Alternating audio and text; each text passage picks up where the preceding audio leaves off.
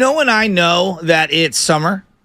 What's that? When I get the notification, used to be you'd be at the ballpark and they'd have like these little, I don't know, it almost looks like a Scantron, right? Right. Where you'd have to punch it out. The All-Star ballot.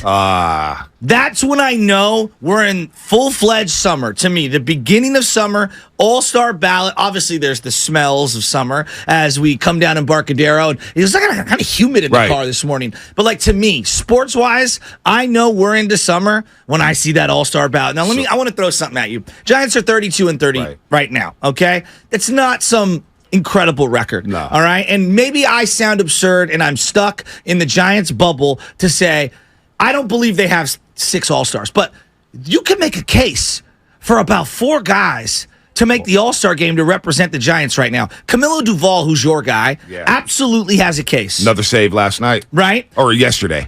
Tyro Estrada. I think he has a case. I don't know how strong because he missed the last couple of weeks and injuries are always going to hold you back. He's been awesome this year. Yes. Lamont Wade, who you referenced, I think he has thrown his hat into the ring as a guy that could potentially be an all-star. Camilo Duvall, 19 saves, 1.95 ERA. He the one strikeout yesterday. He locked it down. Maybe he'll get a day off today after having 2 straight save appearances. But I'm telling you, man, the guy has the potential to be the best closer in San Francisco Giants history. I just love everything about him. And somebody mentioned it yesterday. Bonte, there's your swagger. He's everything you were talking about. Yeah. The chains, the earrings, the smile, the beard, the way he walks on the mound, the way he kind of slow plays everything. I love everything about him. Everything about him. Tyro Estrada hit the home run yesterday to set the tone. Big one. I think it's his 7th of the year. So I'm looking at this team.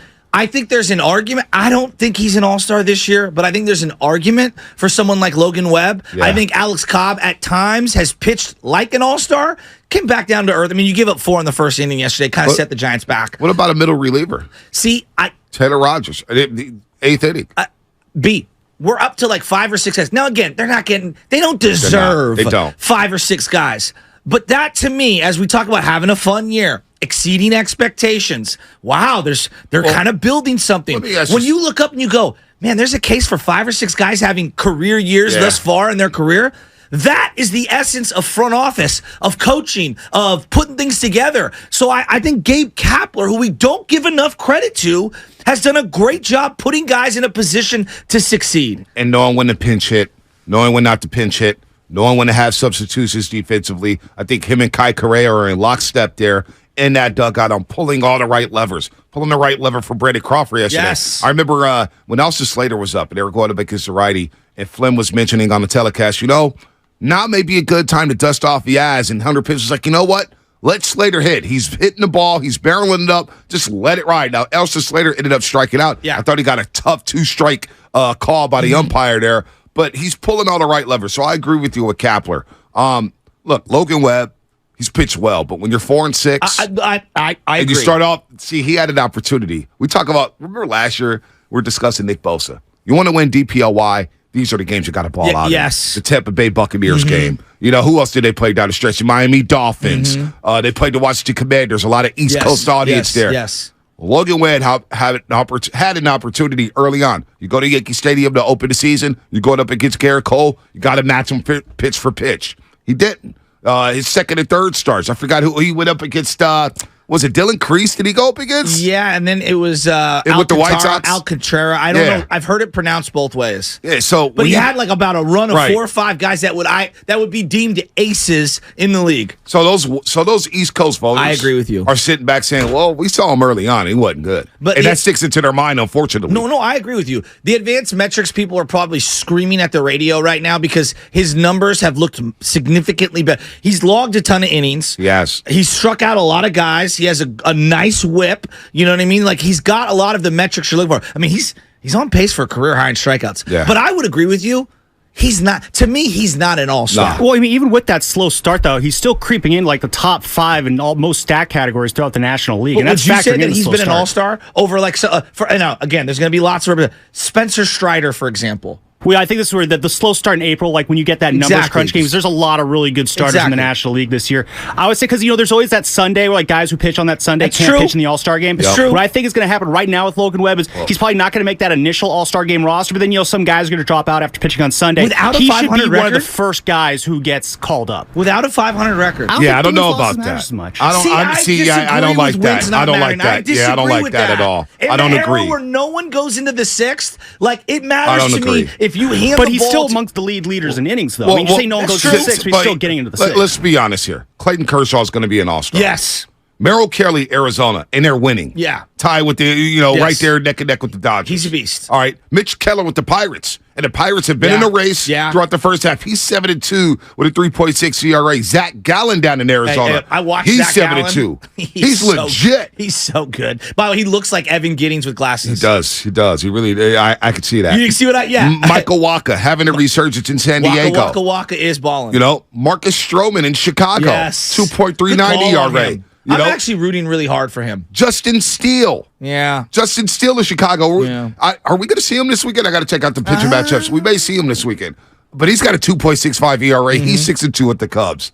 Spencer Strider, who you mentioned, he's going to the All-Star game. He came on last season, and I was, boy. Dare I say this, and I do not put this out flippantly.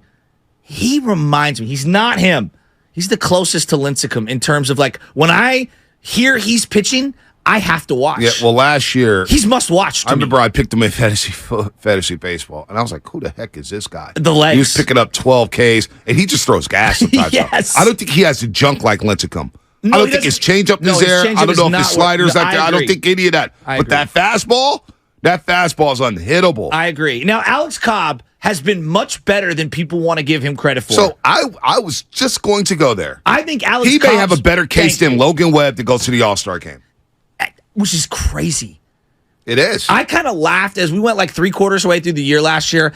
Sam Lubman, me, and at the time it was Mark Willard doing the podcast together. But now it's just me and Sam. Sam would be like, Alex Cobb's pitching better than the numbers. He's getting bad defense. The advanced metrics are telling you he's getting better. And I'm like, Like I watched a lot of these games this year.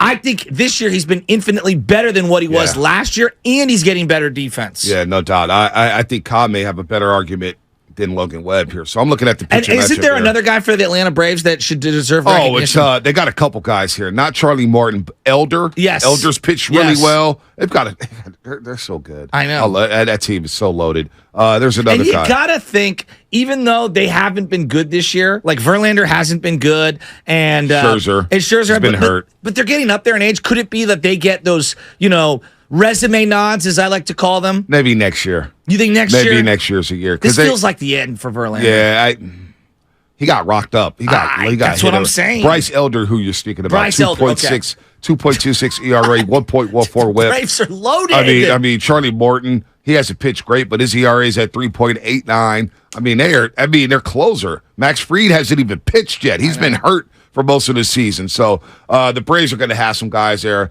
in that All-Star game. So I would say as much as I hate saying it, Logan Webb's probably not an All-Star. That's what I'm not deserving of Seattle. But I don't think that's a knock. No, I don't think it's a knock. I just think that sometimes the ball doesn't go your way, and wins that could have been wins turn into losses, and you're undeserving of being an All-Star. And I don't think that's a negative. We're going to see Marcus Stroman today at the Yard. Oh, nice. He's pitching tonight for the Cubs against Anthony DeSclafani. It's a huge start for DeSclafani. I'm with you on this. He's got to perform today. He's got to pick up the staff. Tomorrow's Kyle Hendricks, and the Giants will probably go bullpen game. All right, they'll probably bullpen it up. I'm getting worried about the bullpen usage.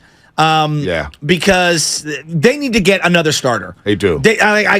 You're asking a lot from your bullpen. They've been really good as of late, but you're asking a lot. It's June. Yeah.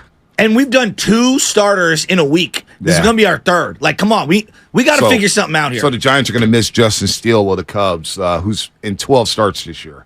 This guy has been dealing 2.65 ERA 6-2, and the Cubs got some talent, man. They got some bats. They're not playing Morale. He's been having days off. He's been slumping. Mervin, their first baseman, they've been doing it. Oh boy, we're going to start this already.